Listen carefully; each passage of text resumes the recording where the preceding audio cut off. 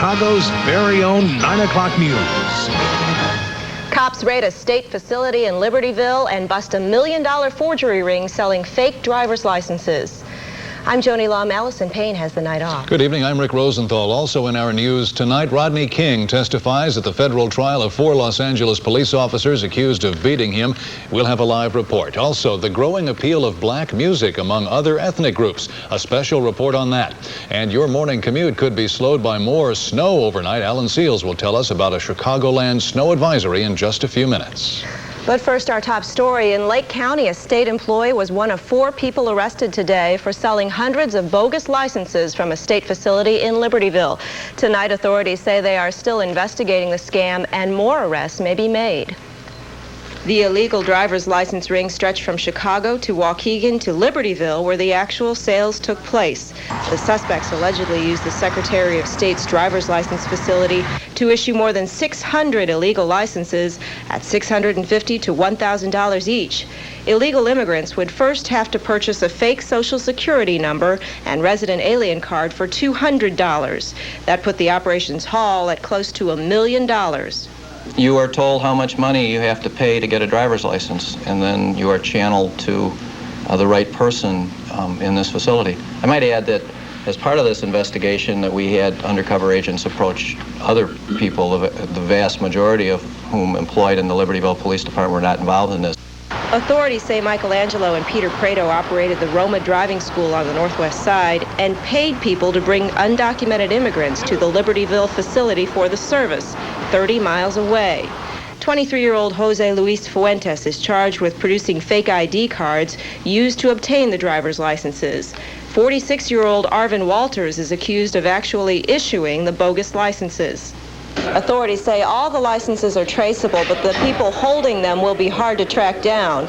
If they are caught with phony licenses, they could be arrested on the spot and face felony charges. Officials are more interested in cracking the higher levels of the operation.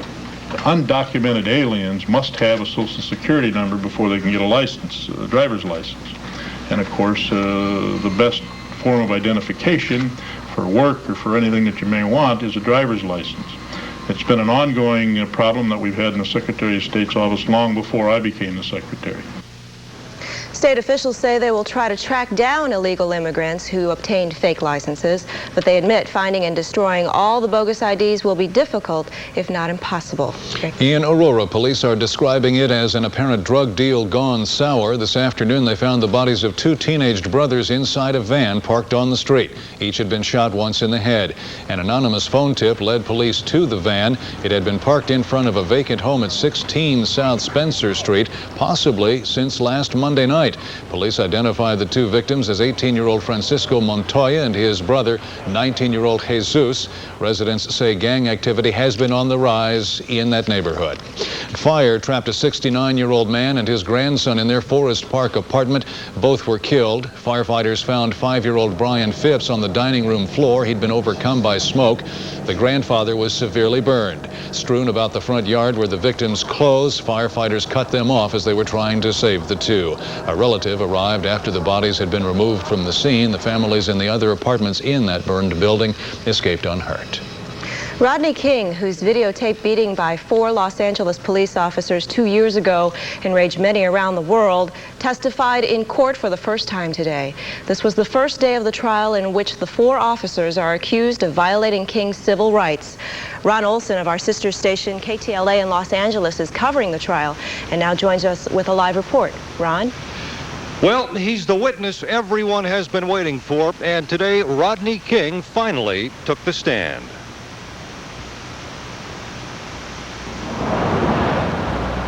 Rodney King was rushed into the federal building and from there to a security elevator beyond the view of TV cameras. In court, King spoke softly. At times, he appeared almost meek. Questioned by federal prosecutor Barry Kowalski, King testified that he ran from the police because he was out on parole for robbery and feared he would be returned to prison. When Kowalski asked him about the beating, King said he heard commands from the officers and followed them. By his account, he did not resist police efforts to take him into custody. During the beating, he said, police taunted him with racial slurs. Under cross-examination by defense attorneys, King admitted drinking more than 2 quarts of malt liquor before going out for a drive with 2 friends. Defense attorney Michael Stone pointed to inconsistencies in King's story now and an earlier version he gave to a grand jury. In that earlier version, Rodney King denied drinking and running from the police. King's explanation for that is that now he only wants to tell the truth. When court adjourned for the day, defense attorney Stone admitted King's testimony hurt the defense. His motive today is to walk away being believed, because his $56 million or however many million dollar civil suit is now riding on this case. His credibility as a national or community hero is riding on this case. And he must now appear to be truthful. He cannot make... It was speculated earlier that the prosecution called King to the witness stand here to try and appeal to the jury on an emotional level. And based upon what we saw here today, it worked. Rodney King is scheduled to return to the stand tomorrow morning as the defense continues its cross-examination. Back to you in Chicago. Ron, what do you think the defense will do to try to attack King? Well, they're going to have to try and do something to impeach his credibility, but he's saying now that he gave 2 different versions of the same story, one to the grand jury, and now he's giving one here because he now wants to tell the truth. And he's coming across as believable and credible, and the defense is going to have a very difficult job, it appears.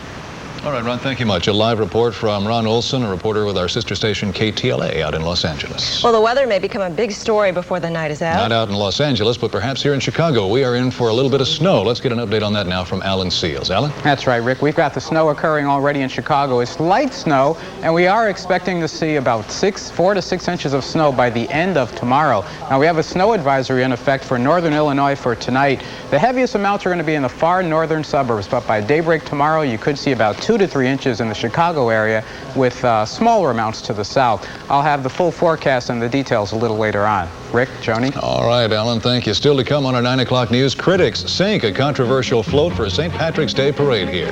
A sign from the cult standoff in Waco will have the latest. Also coming up. I'm Muriel Claire at the Cotton Club in Chicago. We'll have a report on the we'll have a report on the music awards where we've been viewing them here.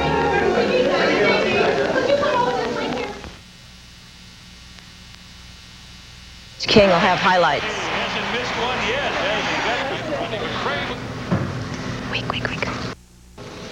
The organizers of a South Side St. Patrick's Day parade say a planned float from the Fraternal Order of Police is not welcome, and they have forced the FOP to change the theme of its controversial float, which was intended to pay tribute to 5 officers recently disciplined for mistreating blacks. Robert Jordan reports. The Southside St. Patrick's Day Parade has grown in size and popularity over the last 14 years.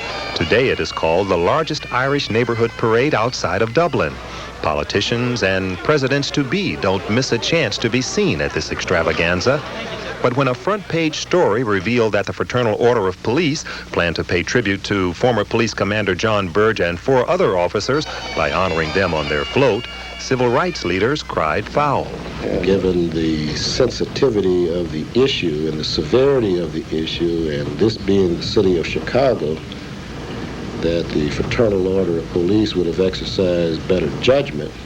Last month, Burge was fired by the police board on charges that he tortured accused cop killer Andrew Wilson in 1982. Detectives Patrick O'Hara and John Eukaitis were suspended for failing to stop Wilson's mistreatment or get him first aid. Well, there are people that think the officers should have been executed, perhaps. We disagree with that, that's all. I mean, if you look at what the police board actually said, what those officers were suspended for and fired for is for allegedly knowing what went on. They never said anybody did anything. The other 2 officers to be honored on the float were fired a year ago. Officers James Serio and Kathleen Moore picked up 2 black youths for curfew violations and dropped them off in a predominantly white neighborhood where the youths were attacked. The FOP has had a float in the Southside Irish Parade for the past 5 or 6 years, but this is the first year that controversy has caused the organization to change the theme of the float. I certainly commend the parade marshal for taking that immediate kind of step. However, I think that the damage has already been done. now that the theme of the float has been changed, FOP officials have to decide whether to allow the suspended officers on the float at all. Robert Jordan, WGN News. In national news tonight, there's a report that electricity to the Branch Davidian compound near Waco, Texas, has been cut off. Officials won't comment on the report, but have said turning off electric power was an option. Meanwhile, a white sheet hangs outside a window of the main building on the compound. It reads, "God help us, we want the press." It was placed from a window of what is known as the watchtower in the complex, and officials say cult leader David Koresh vacillates between shouting profanities and speaking of peace during negotiations, a sign he's succumbing to duress in the 10-day standoff. We have sufficient firepower if we chose to completely neutralize this situation at any moment. We did not choose to do that. We are still proceeding to resolve this in a peaceful manner. Officials said 33-year-old Koresh also appears to indicate some interest in ending the standoff, but he's still waiting for a message from God to do so. A large, well-known group of terrorists could have been involved in the bombing of the World Trade Center in New York. That comment today from the FBI's divisional chief in New York, who also believes the bombing was the work of professionals. He did not elaborate. Investigators are following clues that have even taken them to Attica Prison in upstate New York, where they confiscated papers from a prisoner connected with the assassination of Rabbi Meir Kahane in New York 3 years ago. A 25-year-old Palestinian remains in custody for the World Trade Center bombing. More arrests, the FBI says, can be expected. Workers have been drilling a large hole through the plaza above the crater, and a giant mobile crane was being moved into place in hopes of pulling out 100 tons of debris a day. There's an estimated 2,500 tons of debris in the crater. It's a major undertaking. One engineer said it's like pickup sticks. If you pick up the wrong stick, the whole pile collapses. It appears Janet Reno will get a quick thumbs up and become the next U.S. Attorney General. The Senate Judiciary Committee heaped praises on Reno and said the vote could come this week. It was all smiles as Reno greeted the committee earlier today. Senators began with praises of her record. Reno has served as Miami's chief prosecutor for 15 years. She told the committee she'd draw from that experience to work as a civil rights advocate and be tough on crime. Reno says the place to begin fighting crime is in the home. The reason I think domestic violence is so important is I have the feeling that that is where violence is starting in America. The child who sees the father hit the mother, the child who sees violence as a way of life in his or her home, is going to turn to violence as just part and parcel of their life as they become a teenager. President Clinton's first two nominees were withdrawn amid controversy. Both said they had hired illegal immigrants as household help. Earlier tonight here on Channel 9, the Soul Train Music Awards honored some of the industry's top black performers, but the audiences attracted by these artists are not just from the African-American community anymore. Muriel Claire is standing by live at Chicago's popular Cotton Club to tell us more about that. Muriel? Yeah, Rick, they've been having a viewing party here, and all the people who didn't go out to Los Angeles for one reason or another decided to come here to the Cotton Club to get a look at TV and have a little fun. And as you know, the Soul Train, of course, is an original Chicago product. As a matter of fact, is one of Chicago's very own. And earlier we talked to some people about the effect that the show is having on R&B music, which for the first time since the 70s is dominating the music charts.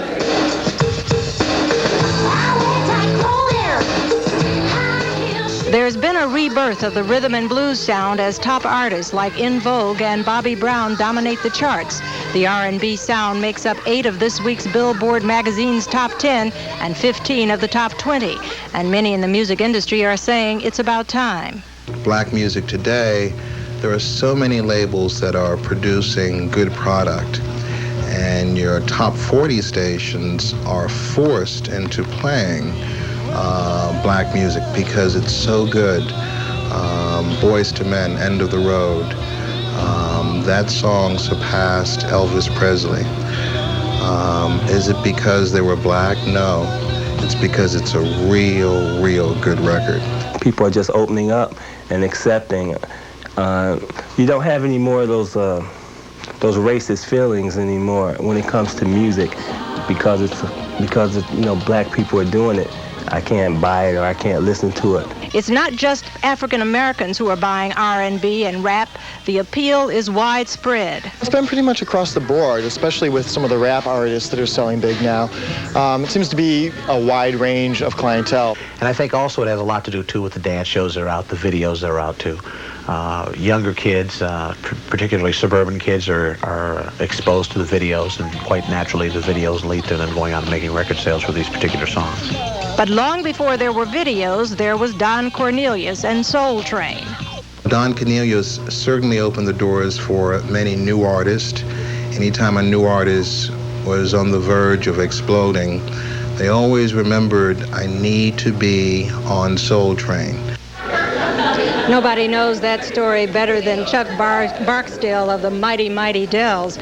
Chuck is here with me, and as a matter of fact, Chuck was telling me earlier this evening that he was on the pilot show for Soul Train. Chuck, what do you remember about that? We got a phone call, Muriel, and by the way, good evening, and congratulations to all the winners on the Soul Train Awards. Thank you. We're winners here. Yes, we are. We've had a good time. We got a great crowd. So everybody say hello to here in Chicago. All right.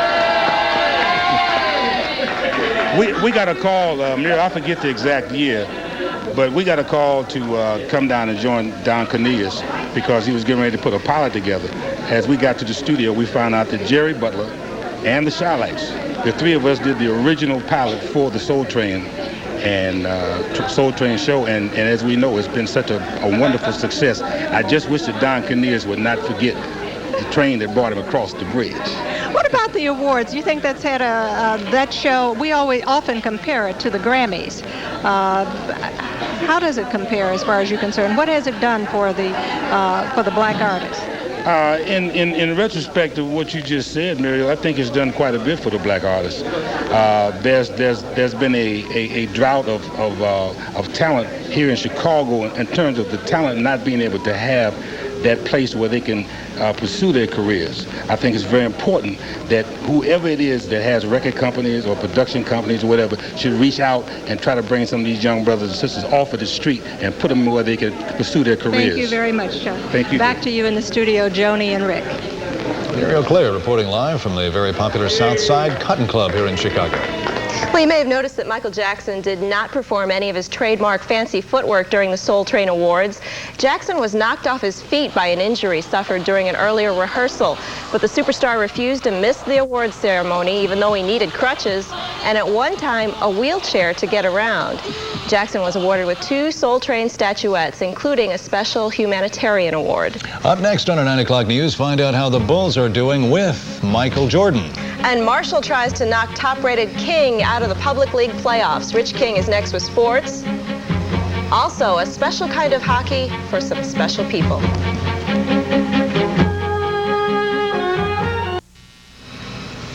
Rich King with sports. The Bulls are playing. Is Michael Jordan out there? He is out there. Tough game for the Bulls tonight. Michael is back, though. He is playing tonight, and the Bulls need him badly. They are playing a rugged Seattle team that came to town having won 7 of its last 8 games. Jordan's infected corn a lot better tonight. He hit his first 5 shots in the game, had 19 points in the first half alone. There's 2 right there. The Sonics, though, big and strong. Rodney McRae misses for the Bulls. The Sonics go on the break, and watch what happens. Sean Kemp, the big guy, goes down with the jam. The Bulls down by 3, but then watch Michael Jordan a bit later on. A great no-look pass coming up to Horace Grant. They get the ball down low to Michael. Right down low. Beautiful shot by Horace. And the Bulls come back. MJ, though, got a little break at the end of the half. Bulls down by 5. Watch this. He takes the shot with time running out. Right back to him. Great bounce. Puts it right back in.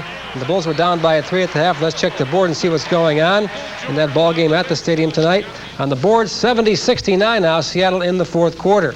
Atlanta leads Milwaukee. It's the Lakers over Detroit tonight in the NBA, rounding out the board. Houston leads there. You see San Antonio, a whopping lead over Dallas, and Charlotte beat Washington 124-104. Well, back in the mid-'60s when it was called Chicago Circle, the dream of an NCAA bid seemed a distant chance for Illinois Chicago. Tonight, though, for the 2nd straight year, they needed one more win to realize that dream. We take you to the Mid-Continent Tourney Final tonight.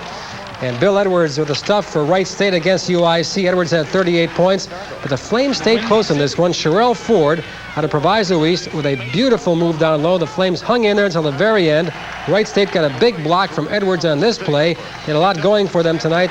Besides Edwards, they had a big crowd on hand, the home court advantage there. In the end, just too much for UIC. Mike Mahar with the monster slam. UIC for the second year in a row, one game short of making the NCAA. The final, Wright State 94, the Flames 88. In high school ball, there were just 5 seconds left. Ontario Brown making one free throw, then a second free throw, and then finally a third free throw. It's overtime. The Commandos against powerful King in that game. The fans going crazy.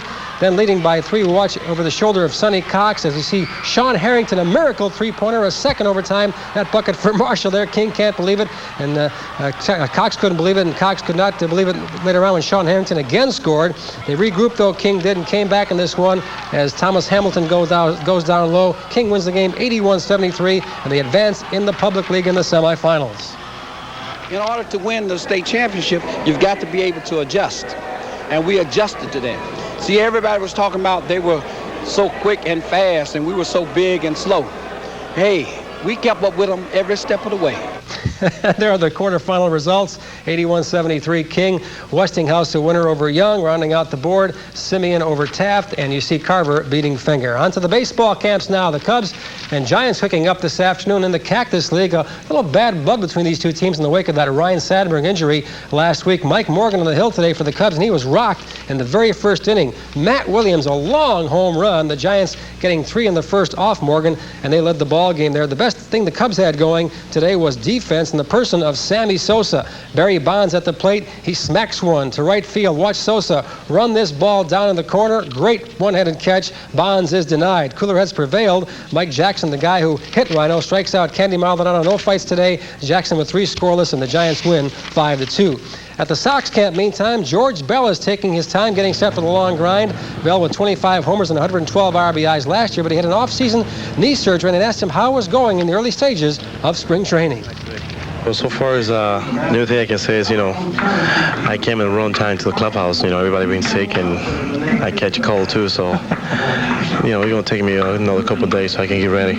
What's the secret to your consistency? You've been a consistently good hitter your entire career. What do you do in the off season? Anything? 9.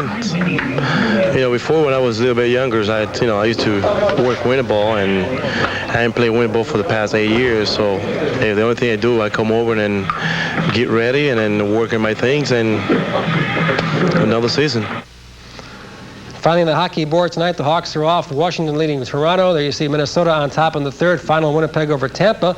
And rounding out the scores, Pittsburgh on top by a goal in the third. The Rangers hanging on there. And also the Islanders beat Philadelphia 4-2. Coming up on the update, more high school basketball tonight around the state. And the Bulls final coming up on the update. And high school stuff is always fun to watch. It is. Great game. You will appreciate this, too, as a sports guy, even more than our viewers, I think. This one's a good one. Slap shots, hard hitting, cold steel on ice. It sounds like a typical hockey game, but there was nothing typical about a game of hockey played downtown today by a group of physically impaired youngsters. The Block 37 ice rink was the site of a new sport designed for disabled players. It's called sledge hockey. Players sit on specially adapted sleds and move forward with the help of metal grips, which are attached to their sticks. It's hockey's equivalent to wheelchair basketball. The action fast, and there's lots of sled-to-sled contact. The program is sponsored by the Chicago Park District, which has formed leagues made up of both disabled and non-disabled players. A championship game, in fact, has already been scheduled for later this month. Still ahead, a different proposal for dealing with gangs in a Chicago suburb. It's an issue that has tempers flaring. Carol Davis Dillard will have a report. Also, fire at the farm and getting the cows out.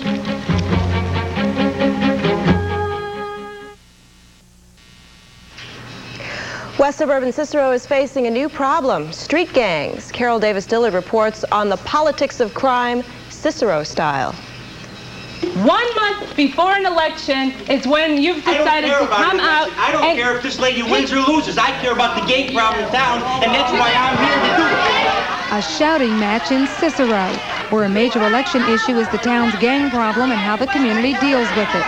On one side, interim Mayor Betty Maltese. Her camp wants to drive gangs out by using a state law requiring gang members to pay for damage to property. They also want to force convicted gang members to wear pink aprons to identify them to the public. We're just trying to do something to get the attention of these people that maybe that'll be too costly or too embarrassing for them to damage the property. On the other side, the campaign manager for Maltese's opponent. The proposals that Mrs. Maltese is making are ridiculous. Pink aprons, having gang members, convicted gang members, serve community service wearing pink frilly aprons is not a viable answer to a gang problem. Here's what happened at the meeting when mayoral candidate Frank Wicker mocked the plan, suggesting that Maltese's husband, Frank Maltese, wear an apron, since he recently pled guilty to racketeering charges connected with the Infelice mob. You're the most notorious gang member in the town of Cicero. Frank, don't hit me, please. Okay, come on. Later, Frank Maltese responded to questions about associating street gangs with organized crime. I can't even relate to that because, you know, you're talking about oranges and apples and grapes because that ain't got nothing to do with it. Cicero residents tell us buildings splattered with graffiti best symbolize their problem. Gangs composed primarily of Hispanic and white youths. Gangs, they say, are terrorizing their children. One boy threatened my son yesterday in school, told him that he was going to come into his home and shoot him in front of his parents. Now, my son's 12 years old. He's scared. Opponents say the anti-gang campaign is just a ploy to win Maltese votes in next month's election. But the mayor says she developed the ideas before taking office just 2 months ago. Carol Davis-Dillard, WGN News. Citizens are holding a meeting at police headquarters tonight to discuss the gang situation. That meeting is closed to the media. An Elgin dairy barn was destroyed by fire. Firefighters, though, did manage to get all of the cows out safely. A driver alerted the owner of the Kenyon Brothers Dairy Farm that the barn was fully involved. Firemen responded. They were able to get the blaze under control, and they were also able to lead all 46 cows inside out to safety. Some of the cows did suffer minor burns. Fire officials estimate the damage at some $240,000. They say the blaze began in a haystack. They do not yet know just what touched it off. This is one of the last dairy farms east of the Fox River. The owners run 2 other farms west of the Fox. So far, no flooding reported on the Fox River, but the Illinois River and several of its tributaries rose above flood stage today in western Illinois. The main factors have been our wet winter, heavy snow cover, saturated soil, and ice jams. So far, flooding has been minor, but experts warn it could get worse, and the snow we are expecting overnight tonight probably won't help that. Snow doesn't help anybody. Well, up next, Alan Seals will tell us more about what's headed our way. And later, a few minutes on the tennis court, then back to the books, or volunteering is time for others. We'll tell you about the winner of this week's Extra Effort Award. Well, the snow has started in Chicago, but the main snowfall is still several hours away from us. Already we've got a dusting of snow, at least here in the parking lot at WGN. For tonight and into Wednesday, we've got winter storm watches, snow advisories, winter storm warnings to our north. But as far as northern Illinois is concerned, we've got weather advisory. That's because we're expecting by the end of tomorrow anywhere between about 4 and 6 inches of snowfall, with greater amounts to the north of the state line. Here's the situation for this evening. Low pressure is just moving into western Minnesota. And ahead of that system, there's a wide area of snow, but this thing is still intensifying. And yesterday we were looking at it going across northern Wisconsin. Now the updated forecast has it tracking across northern Illinois. That's why we are expecting to see a lot of snowfall around here, as well as southern Michigan and northern Indiana as you head into the northern part of Ohio, the Buckeye State.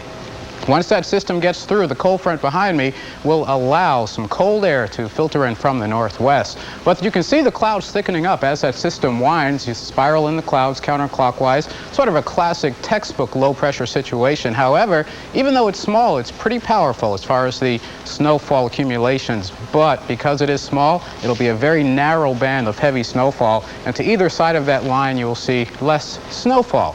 Most of what we have seen in the last hour is now moving across into southern Lake Michigan. Also some light snow in Wisconsin. All of this is moving eastward, and then to the west, that's the main area of snow, which will sweep in here sometime around midnight and then continue as that region of low pressure slips to our southeast. You can see the clouds on the wider view. Really nothing going on across any corner of the United States, just right here in the Midwest and the north central plains, a late winter snowstorm. We've got 32 inches of snowfall for the season so far, and after this we'll probably have 6 more, which will put us at just about average. So even though things are pretty quiet now, it is also the time to take a sidebar and start talking about tornadoes. Just for a definition, a tornado watch means that the conditions in the atmosphere are favorable for the development of a tornado. And of course, that means you should be prepared to take action if a tornado occurs. And when a tornado occurs, it goes to a tornado warning, which means it's on the ground, it has occurred, it is occurring, or it is likely to occur in the near future. And that, of course, the warning means there is danger imminent. You have to take caution. Right now, it's just quiet and snowy and cloudy, like winter in Chicago. 35 at O'Hare. The winds are south at 7, but by early tomorrow morning, they'll be shifting to the north and northwest. The snow will taper off early in the morning, but during the rush hour, temperatures around 30 degrees, and again, the heaviest snows right along the state line to the north. Temperatures in the upper 20s north, low 30s here, mid 30s downstate, and there may even be a few sprinkles or sleet as you travel to the south. But then after that, in the afternoon hours, the region of low pressure zips pretty rapidly to the east, and things will taper off and quiet down around here. Now your forecast for tonight, the snow has started. We've got a snow advisory continuing. Look for 2 to 3 inches of snow by daybreak with more accumulations to the north. Lows tonight around 29 to 33. Tomorrow the snow advisory goes through the morning with additional 2 to 3 inches of snow by the end of the day.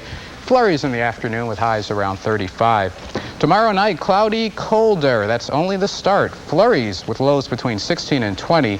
Then on Thursday, few flurries, mostly cloudy and colder. High temperatures will be around 30 degrees. I will have the 7-day outlook going into the weekend, and temperatures will take the plunge after the snow. I was about to ask you whether we wanted to hear that update or not. I guess we're stuck with it. Well, at least it'll be a dry plunge. Okay, fair enough. Thank you, Alan. Thanks, Alan. Still to come on the 9 o'clock news, an Indiana steel firm will pay the government millions of dollars. And as the tax deadline approaches, there are a lot of computer programs to help you. But do you need them? Our business report is next.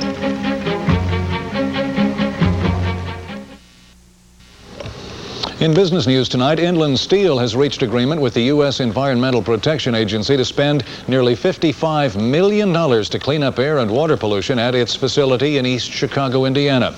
Under the agreement, Inland will pay $29.5 million in civil penalties. Much of that money will go to improve the environment right around the plant. Inland also agreed to spend an additional $25 million to clean up pollution on its own land and to upgrade facilities to meet current clean air standards. An EPA spokesman called the agreement precedent-setting and a milestone in cleaning up pollution in northwestern Indiana. The banking crisis apparently is over. The nation's banks earned record profits last year, over $32 billion, helped by low interest rates. Low interest rates also helped the stock market. The Dow Jones gained over 2.5 points to another record high. Trading was heavy. Using personal computers to figure out your taxes is becoming increasingly popular, and sales of tax-related software have risen sharply this year. But experts do warn that this high-tech method of filling out your tax forms may not just be right for everyone. Beverly Shook reports. Taxpayers spent $130 million on tax preparation software last year, according to an industry group. That is 51% more than the year before. But should you join the fray? If you're comfortable with your own finances and comfortable with a computer, then you definitely should use one of these programs. But why shell out $35 to $50 a program when you'll just have to replace it next year? First, you'll never have to stand in line for tax forms again. Much of the software comes with its own IRS-approved forms. And the best will take you step by step through the filing process. They explain the tax code, even translate IRS jargon. For many people, they'll replace an accountant. In fact, Vendito adds, some professional tax preparers use the store-bought software, but don't count out accountants just yet. The one thing tax software can't give you is an opinion. The software packages are good for many families where their returns are not complicated. Once you have a complicated return with lots of deductions, partnership income, subchapter S corporations, capital gains and losses, the best advice, see a professional. But some programs know their limitations. Tax Cut, for example, will advise you to see a professional if you give it a situation that is too complex. and the leading programs guarantee their work. They promise to reimburse any penalties incurred if the program miscalculates. That's your money. Beverly Shook, CNN Business News, New York. In other news tonight, some deadheads may think they are graced. After all, tonight's bad weather waited for the fans to take their seats inside the Rosemont Horizon, where the Grateful Dead are performing tonight. The concert drew hundreds of fans selling crafts and jewelry in the parking lot, but police stepped up security. Anyone who got away with selling items was fortunate. Tickets sold out quickly for the concert, but many went to the parking lot to see if they still might find a few. Tonight is the first of 3 nights the band plays at the Horizon. Up next, a test to detect colon cancer may not be all that reliable. Also, the right to breastfeed in public. Our Health Beat report is next.